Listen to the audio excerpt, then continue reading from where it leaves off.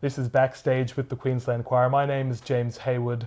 This is a rather sentimental episode of Backstage, in fact. Our concert in May, Baroque Spectacular, will be our musical director Kevin Power's final concert. And to say farewell, I thought we'd have an extended episode with him talking about his life and his musical journey. Thank you for joining us, Kevin. You're welcome. Now, what sort of music were you exposed to as a child? Oh, difficult to say. There wasn't a lot of music to be exposed to back in those days. I mean, this is pre the existence of FM radio. The only sort of classical music was on 4QG, but 4QG also broadcast Parliament and the news and sporting events and women's programs and comedy and drama.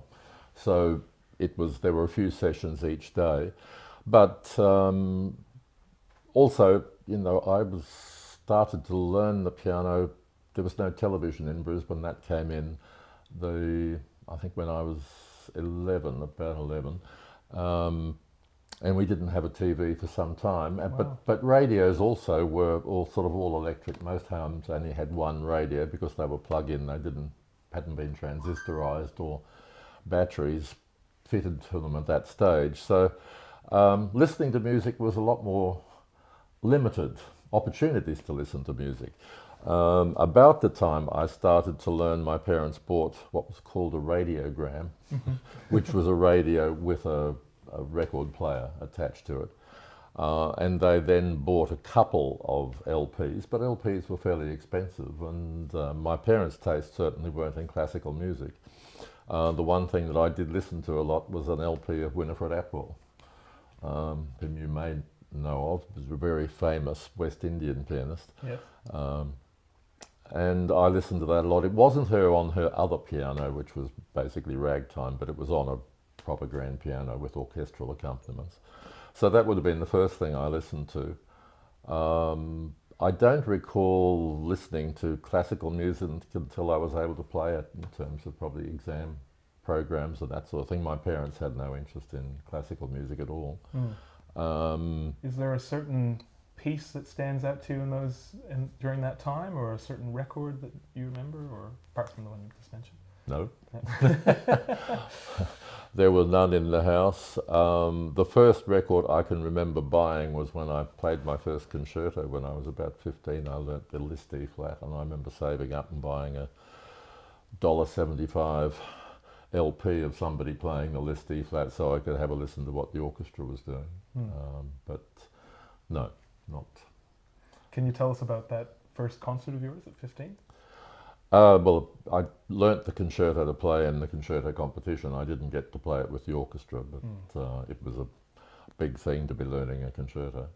And I did buy another recording of it just after that, by Sviatoslav Richter, which is a famous recording of the two Liszt concertos with him. And that would have been the first time I bought a record because of a pianist, because he was very famous already then. And can you tell us when Nancy Weir comes into the picture?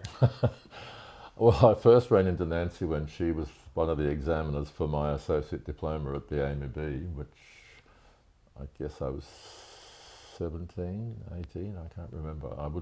I hadn't gone to the con. I did a couple of years of architecture at the University of Queensland, and I finished at the con, at school.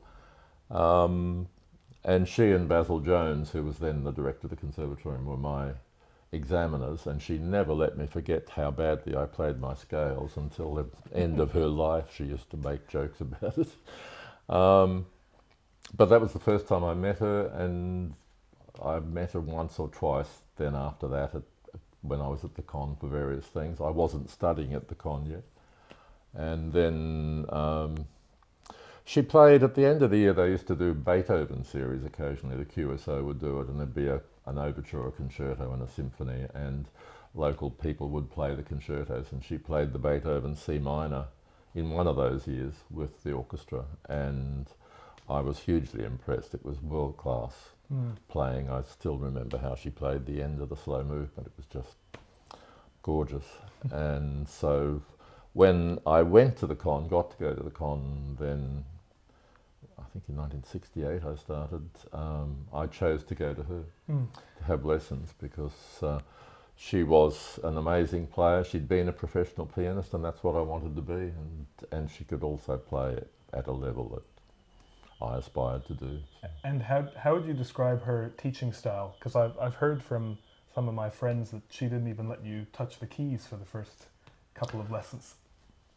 Oh yes, she did. Yes, I didn't. I wasn't that restricted, but I remember having 4 lessons on the Chopin G minor ballad, and I never got past the end of bar 4. You're right. But what she did was the most important thing, because I mean, she never taught me the whole of the G minor ballad, but she taught you how to teach yourself, how to listen. And you know, sometimes yes, you'd go to start. When I remembered with the G minor ballad, you'd go to start. No, that's going to make the wrong sounds. Too high, too low, wrong shaped finger, whatever. Yeah, she was quite amazing, and the greatest thing about her was that she didn't regard herself as a teacher. She always said that she had no ability as a teacher at all, but she never taught us to play the way she played. You know, there were 4 people studying with her when I was there who were all a cut above the average, and we all played completely differently, and none of us play like her. And that's very rare, because even the greatest pianists, when they have pupils, they usually want to teach them their interpretation of the Appassionata or the Tchaikovsky concerto or whatever, you know. Whereas Nancy could see what each of us had individually and chose works to develop those aspects of our playing and to develop us as 4 individual pianists who, as I said, none of us really play like she did. Yeah. And do you feel that that's a good teaching method? Or? Oh God, yes. Yeah. Unfortunately, far too rare to find. Yeah. And if you look at your time with Nancy in its entirety, what's the most important thing that she taught you, if you had to say? A couple of things. One was that she had learnt from Schnabel was that you can never be too serious about being serious when you're playing music by people like Beethoven, that your greatest efforts are never going to be enough. The other thing was never to be too serious about being serious. They might sound contradictory, but they're not, because you go mad if you went one way and not the other as well. The other thing that Nancy gave me a very strong sense of where I was in the musical hierarchy, because she was a phenomenal talent, absolutely world class, and could humiliate you without intending to at all. And I remember after I'd finished my studies at the Con, but I hadn't gone overseas, and I was doing some broadcasts for the ABC of Shostakovich Preludes and Fugues. And she didn't know them at all, but I asked if I could go and play them to her before I did the broadcast. And one of them was the big D-flat major, which is a 5-voice fugue with varying chime signatures, and I couldn't memorize it at all, but because it was a broadcast, I didn't worry too much. But she, you know, wandering around the studio with a sandwich in her hand, sort of singing out more left hand, more this, more that, while I was playing them. And then she came and sat down at the other piano and played 3 pages of the piece without ever having seen the music, and didn't miss a note in this 5-part counterpoint. Wow. And Impressive.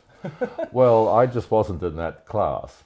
But it's very important, if you're going to be a professional musician, that you know where you sit on the ladder, and you know the really, really great ones, and then there's plenty of room on the lower rungs for the rest of us who are good enough to earn a living, but not to sort of fret about not getting the chances to do the big gigs all the time. Yeah. And following the Con, you travelled to London. Can you? I'd like to explore a little bit about that part in your life. How did that all come about?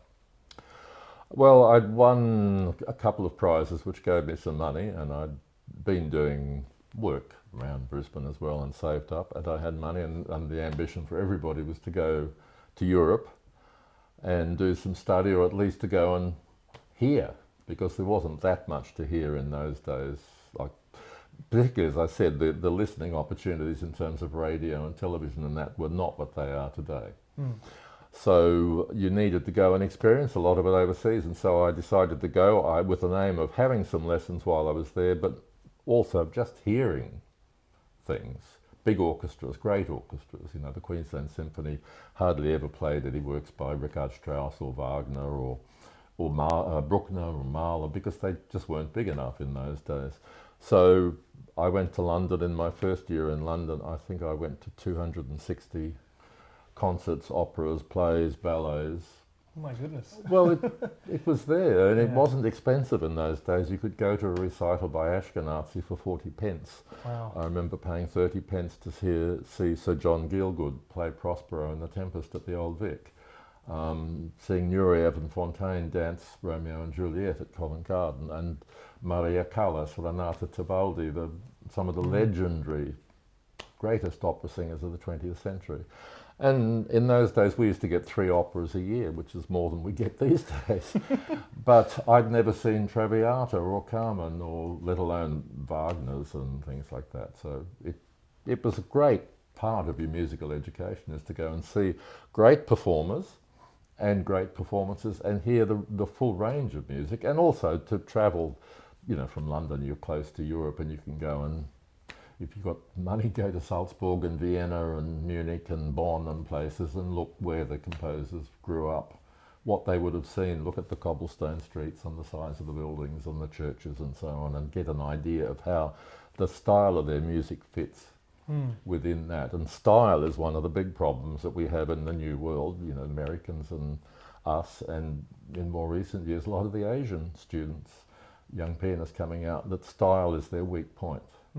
They don't understand how that fits within the culture of each country. Well, you talked there about going to see operas, going to see symphonies. How did that all inform you as a pianist? Oh, well, maybe the orchestras teach you all about colour in terms of, you know, the greatest pianists are really here orchestrally, because you're constantly imagining it played by violins or a flute or a clarinet or an oboe or whatever. That's terribly important. Ballet can teach you an awful lot about rhythm. You know, they've been imagined steps, how the composer wrote music, and specifically the steps are tied to it. And if you can visualize somebody dancing that music, it can give you a very, very clear sense of the rhythm sometimes, you know, so all of that. And tell us a little bit about the performance or performing that you did throughout that time. Did you do any concertizing while you were traveling around, or was it mostly attending concerts? No, I had no idea when I went there how much money or how long my money would last. So in retrospect, I probably would have been better to have gone to one of the colleges or the academy or something and gotten in to know people of my generation and gotten opportunities, which students did. I didn't do that, and I sort of regret to some extent that I didn't do that, because I'd missed out on a lot of ensemble music. I had a piano trio in London. I played a lot of chamber music there. The person I wanted to go and study with was very difficult to get in touch with, and when she did finally, I did go and play to her. She was very precious about things, and I knew a few other of her students I'd met in London by then, and she was a very controlling, dominating person, and having had a strong personality as a teacher here in Australia, I was really wasn't looking for that. So I didn't in the end up going to study with her, and I went to a concert and saw a Swiss pianist called Albert Ferber, who was like me, tall, very thin at that time and unsmiling. But he was a phenomenal virtuoso. He had a technique in the Horowitz class, but he was a very poetic person. So he would, you know, he recorded all the Debussy, Ravel, Fauré, and all that sort of stuff. That was his speciality. But he also played a lot of Rachmaninoff, because he'd had lessons with Rachmaninoff in Switzerland, where Rachmaninoff lived for part of the year. And yes, I thought that's how I want to play. So I chose him, and I had lessons with him, and he was perfect for me. Helped me a lot with technical ideas, but just, you know, the way a professional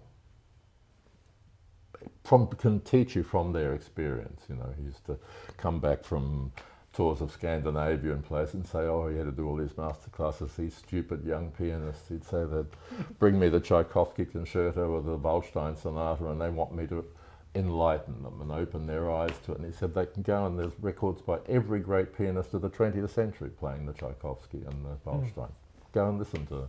But he said, I can teach them how to make a conductor follow them. I can teach them how not to miss that leap.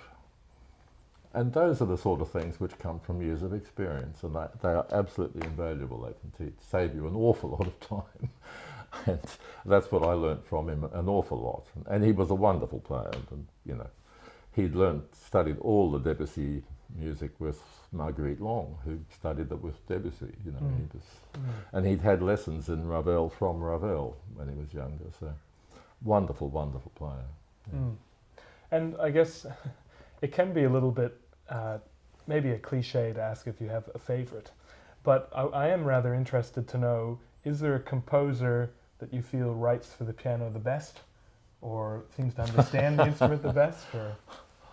Or no, when I was younger, I was enormously fond of Liszt, and you can't really beat Liszt's understanding of the piano.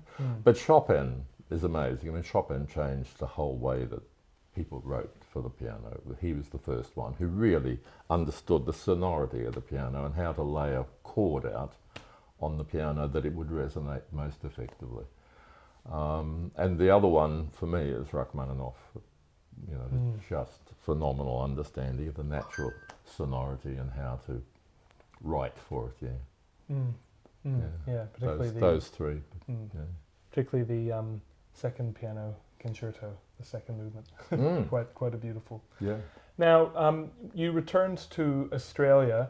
What was one of the first things that you did when you came back to Australia? Did you plan on pursuing things as a pianist, or where did you go from there? Well, I came home because Nancy Weir she had a tumour on her right ear, and she was deaf in the right ear after she had the surgery, and she had a couple of doses of meningitis and need to go back to get the hole in the skull where they'd taken the nerve out plugged. And so she offered me to do her teaching. I hadn't been home for 5 years at that stage, and so I came back and did her teaching for 6 weeks or 8 weeks while she was overseas. And then I was planning to go back to the UK after that. But then the con offered me another 3 months teaching the beginning of the next year because another teacher was going off on long service leave. And I'd been in the UK for 5 years, which was the maximum you could have on working holiday visas. I didn't have any patriality. I'm too long in Australia. My family is 3 to 5 generations Australian.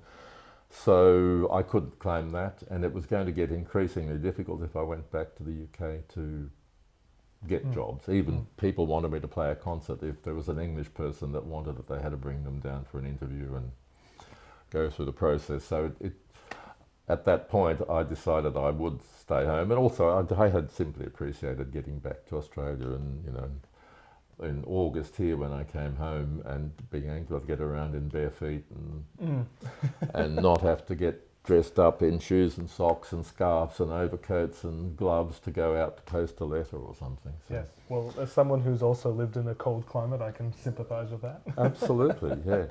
And so I decided I'd stay here if I could get enough work, and I spoke to Basil Jones, and he offered me part-time work at the conservatorium, and so I decided to give it a shot.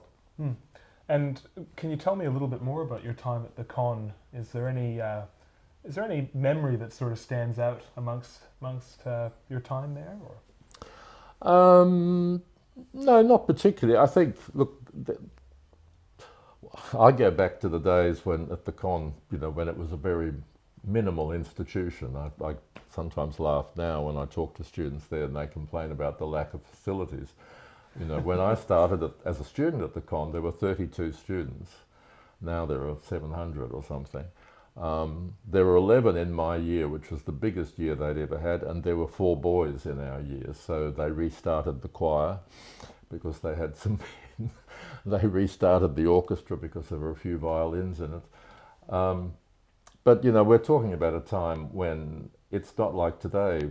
You know, students, no matter what the Con's got, they can go online, look up any score they want online, download it, listen to recordings by everybody in the world on YouTube.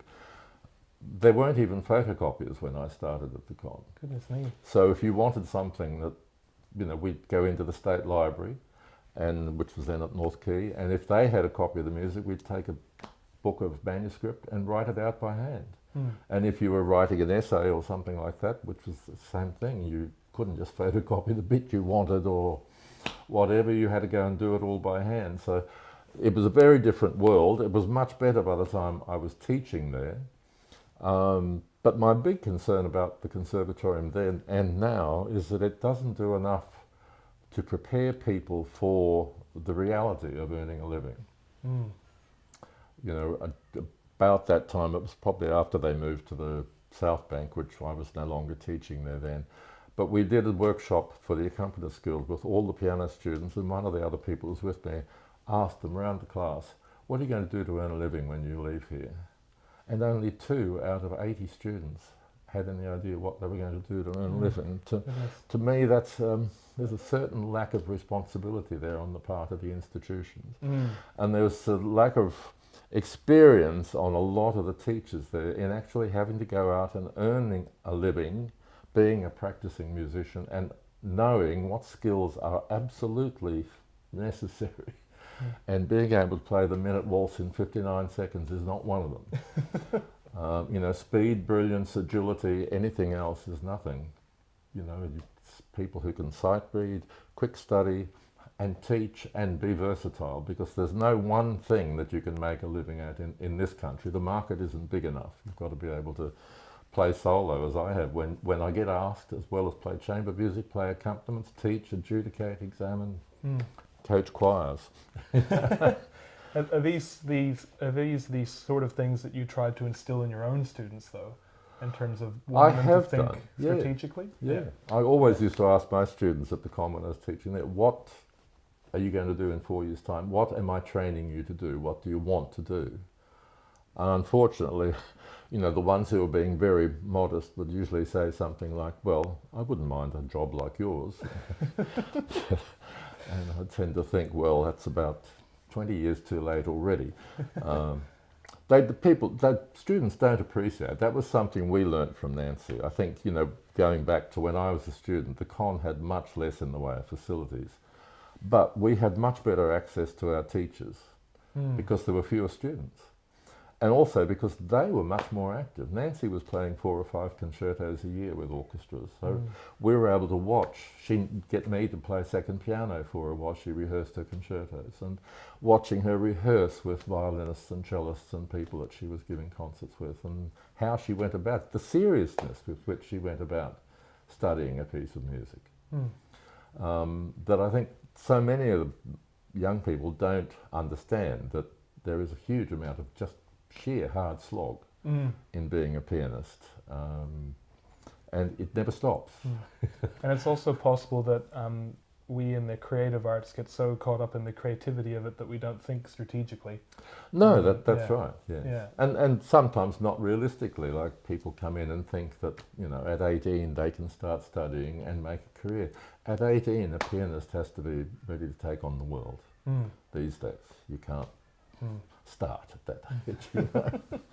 And how did you decide what type of teacher you wanted to be? Because you obviously had quite a strict mentor yourself. Is that the sort of path that you also wanted to go down with your students, or? Well, yeah, you do tend to teach the same way you were taught. You know, I know Nancy said Schnabel was incredibly rude, and would just say, you know, unfortunately, the hands, no good.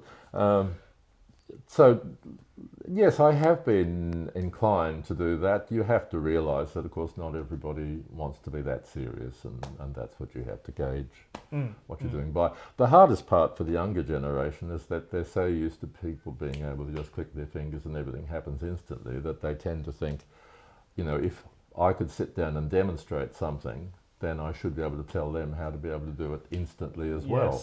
Yes. Because it looks instant when you say, oh, well, I have played this piece before, but da-di-da-di-da-di, that's what it needs to sound like. Well, no. I put in, you know, 20 years of 8 hours a day and a lot more at times to get me to the point that I can do this. And you're going to have to do the same if you want to get there. Basically, that's the hard part with it. But yes, you have to adjust to what people are wanting to get out of it. That's the other thing that you always ask students is, why do you want to learn? Well, let's turn to your time with the Queensland Choir. How did you become How did you become associated with that choir? It's a long way back, 55 years in fact. It was towards the end of 1970, the choir were getting ready for the annual Messiah with the QSO. And Peter Martin, who was then the conductor of the choir, was also the principal singing teacher at the Conservatorium. And I'd started playing for some of the singers at the con and been to play for a few of their lessons with Peter. And his accompanist was heavily pregnant, expecting a baby and retiring. And he was looking for somebody else, but this is again so far ago, it was before answering machines, let alone emails or anything like that. Getting hold of people was quite hard, and he hadn't been able to get hold of the person he wanted. And after I played for somebody's lesson, he said to me, would you mind filling in for me until I can get hold of this person that he wanted? And I said yes, so I went along the next week on Monday night and sight read my way through the Messiah, and at half time he said, you wouldn't be interested in doing this yourself, would you? And I said, yes, love to. And so that's how I became the choir accompanist, which I did until I went to live in the UK at the end of 1973. And then I came back in 78, and sometime in 79, the then accompanist likewise left to go overseas, was a student from the university. And they offered it to me again, and so I took it on. And what are some of your recollections of the choir during that time? Yes, it had a few problems. One of which I remember Peter explaining to me at the time was that they would have auditions, but they wouldn't let the conductors exclude anybody from being in the choir. And Bob Bougen also told me that later on, that when he was there, he wanted to have auditions. They were happy to let him have auditions, but not to say no to anybody, which is, sort of defeats the purpose of the auditions. The choir was capable of doing things very well. Peter was a very good musician, a wonderful singing teacher, and they had organised a thing with the Queensland Symphony Orchestra that they had about 120 people coming to rehearsals, and they were trying to exclude, about 40 of those who weren't really up to it anymore. And so they made a contract with the orchestra that they only had to put 80 people on stage for the next year. And that they would then tell these people, well, you can come to rehearsals, but you can't sing in the concerts, hoping that they would go away. But then the first program that the orchestra put on was a double bill of the four sacred pieces of Verdi and Walton's Belshazzar's Feast. And Belshazzar's Feast asked for a semi-chorus of 60. So instead of having to throw people away, Peter had to go out and beg, borrow and steal singers from every church choir and every student he had, and we did get a choir of 200 to 300 on stage, and Sir Charles Mackerras conducted that performance, and it went very well, but Peter gave up. It was just too much like hard work, and he retired at the end of that year. And then after he retired, is that when you stepped up to become musical director, or how did you become the musical No, director? I was still the accompanist. They appointed a man called Artie Turi. He was a Finnish-American baritone who'd been a professional chorister in New York. Very nice man. He'd sung solo with the choir when he was here with the American Army during the Second World War, and he'd also married a girl from Brisbane and come back. He was teaching part-time at the con and used to occasionally take a rehearsal when Peter or somebody else couldn't do it. And they appointed him. He was a very nice man, but nowhere nearly strict enough to really achieve results. And the other thing was that he and his wife would go off to Europe every year for 2 to 3 months, like June, July. Lovely time to go to Europe, but it's right in the middle of the concert season here, which meant that the choir was without their conductor for 2 to 3 months in the busiest part of the year. So that didn't work out terribly well. And after I'd been there a couple of years, again, probably about, must have been 1980, I think, they couldn't get anybody to take his place for the whole time, and there was a tenor who had filled in at times for him, who fancied himself as the de facto replacement, and some of the other people didn't want him as the de facto replacement. So on that occasion, when the conductor went away, they said, would I share the rehearsals with this other fellow so that he didn't get to do them all. And we were preparing for a performance of the Verdi Requiem at that time with Georg Kintner conducting. And they liked what I did. So then the next year they sort of said to the conductor, look, really, we can't have this going on every year that you're away for 3 months. And he offered to retire, and they accepted, and then they offered it to me. And up until then, you'd been primarily a pianist. How did you feel about stepping into the role of a conductor? Oh, I was prepared to have a shot. Yeah, I had never had any aspirations to be a conductor. I never thought I had the right personality to do that. But in those days, it was really a chorus master's position in that it was a training job, that I trained the choir up. And then all the concerts we did in those days was with the QSO, who provided the conductors and the orchestras. So it was never a question of actually conducting concerts at that stage. Yeah. And what were some of the challenges that you faced when you first became musical director? Because I remember I've heard stories about people knitting and reading books and things of this nature. Yes, but, well, not while I was there. They didn't. Nobody brought their knitting. But previously, yes, ladies would bring their knitting to rehearsal and sit in the back. Knit one, purl one in the back row.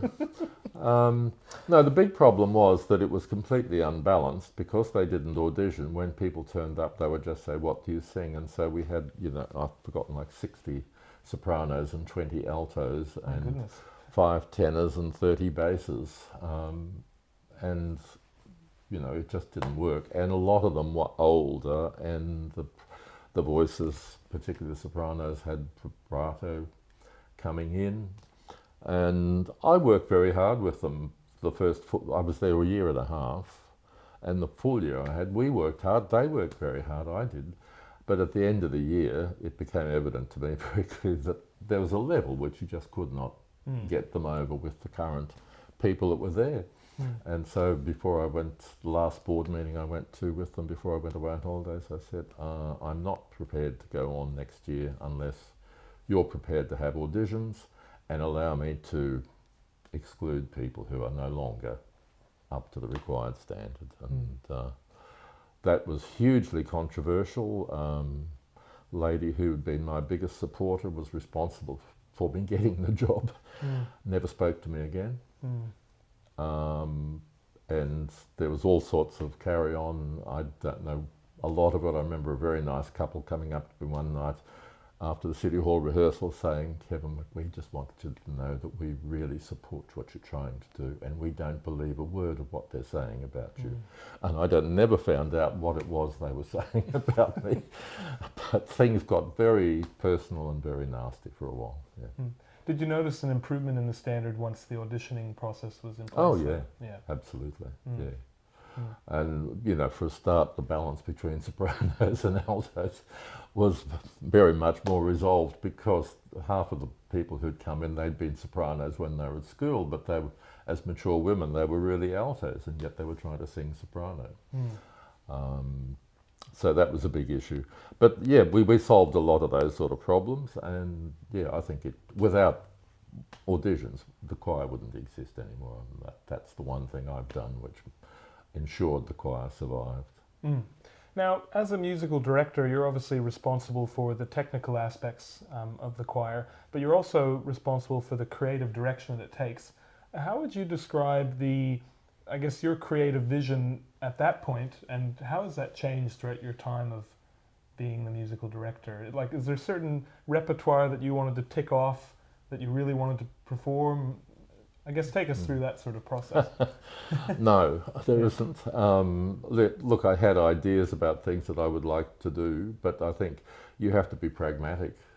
You have to have a listen to what you've got in the choir. If you haven't got high sopranos, then you can't do things that require high sopranos. If you haven't got a good strong tenor line, then you can't do something that's got big tenor solos in it, whatever.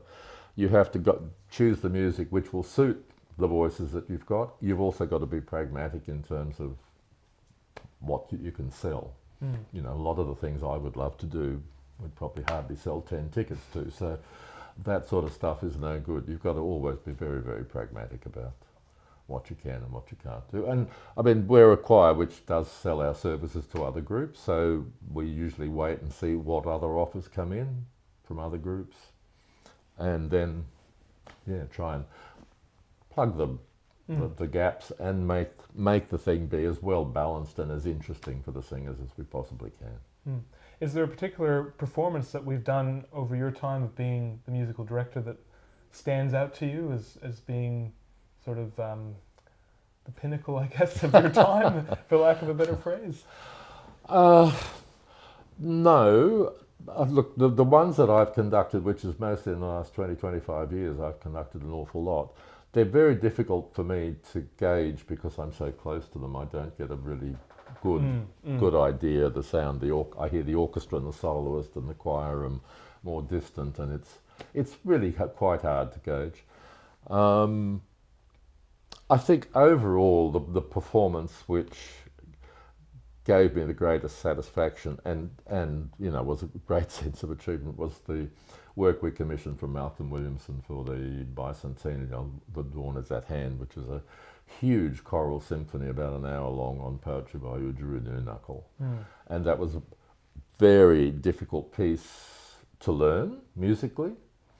And the words annoyed a lot of the people. I mean, this is back in the period when Joe Bjelke-Petersen was the Premier of Queensland, and Aboriginal things were much less tolerated. People came back and threw the music back at the librarian, refused to be in it. And it was a big, big struggle. And a lot of the texts were a little bit controversial, I guess, at the time. But, at the end, we did get it on stage at QPAC. We had the composer and the poet standing together in the box, which is very rare. And also that a lot of the people who had been, unsure of it at first were in tears at the end of the performance because the music really was amazing. And it's been my great disappointment, but we've never been able to do that again, unfortunately, because, the market for such things, it needs a big orchestra, it needs expensive soloists, and it would take a lot of time to learn it, unfortunately. But it is a very, very fine piece of music, and I think it was to our credit that we did learn it and get it on as well as it went. And that sounds like a beautiful memory. Yeah. Would you say, I guess when it comes to choral repertoire, is there a composer that seems to understand the human voice the best out of the composers that you've conducted and listened to? Look, the obvious ones would be people like Verdi.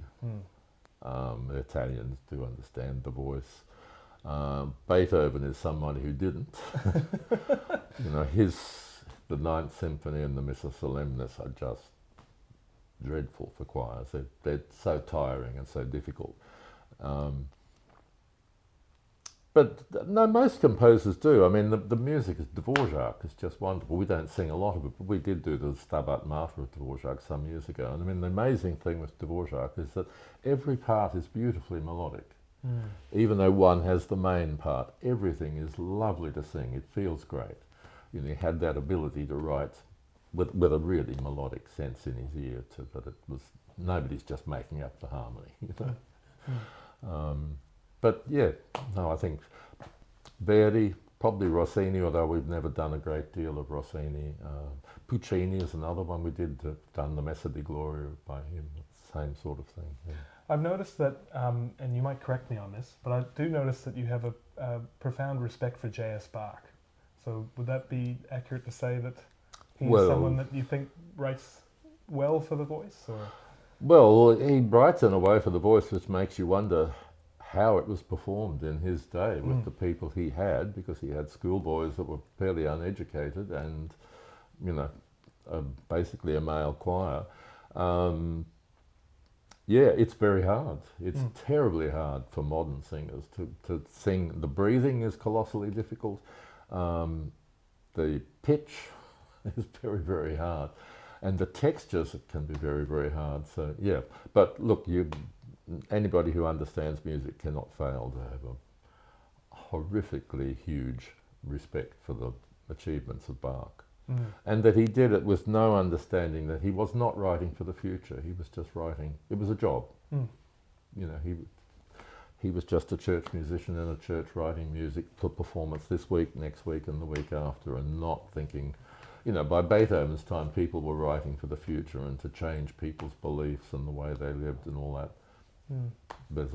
There's a humility about Bach's ambition, which is really very impressive. You often read about him wanting to absorb all the music that was around him in terms of Vivaldi, Telemann. He wasn't afraid to learn from others, which is quite a humble thing. Yeah. Mm. And it would have been very difficult in those days because, well, you know, some of the Vivaldi was published, but you just couldn't go to a library and pick up a piece, you know, or order online and have it delivered within a couple of days, no matter who it was. You know, most of Bach's music's been lost because it was never published. You know, that people just didn't do it in those days.